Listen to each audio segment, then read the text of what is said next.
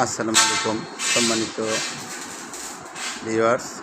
আমরা যারা থাইয়ের কাজ করি তাদের জন্য আবারও বৈশাখী অফার নিয়ে চলে আসলো আমাদের মাঝে থাই অ্যালুমিনিয়াম কোম্পানিগুলো।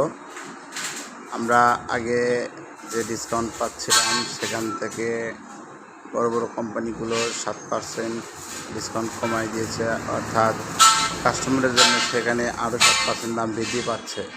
তো এই অবস্থায় অনেক কন্ট্রাক্টর, মিস্ত্রি এবং টেকনিশিয়ান ভাইয়েরা অগ্রিম যে অর্ডারগুলো নিয়েছেন তাদের কী অবস্থা হবে, বা আমার মতো আরও অনেকে আছে যারা অগ্রিম কন্ট্যাক্ট করে বায়না নিয়েছি কিন্তু কাজ ডেলিভারি দিতে গিয়ে লসের শিকার হচ্ছি। এই ড্রাইভার কে নেবে? সবার কাছে একটা প্রশ্ন রেখে গেলাম।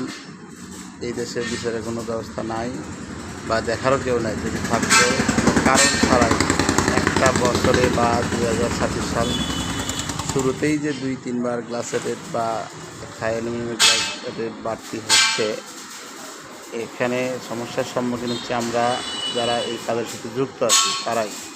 ডিলাররা কিন্তু এই সমস্যার সম্মুখীন হচ্ছে না, কারণ ডিলাররা আগেই অনেক সময় কোম্পানির আগে মাল নিচ্ছে বা এখনও নেওয়া আছে, কিন্তু বাজারে সেটা নতুন দামে বিক্রি করতেছে।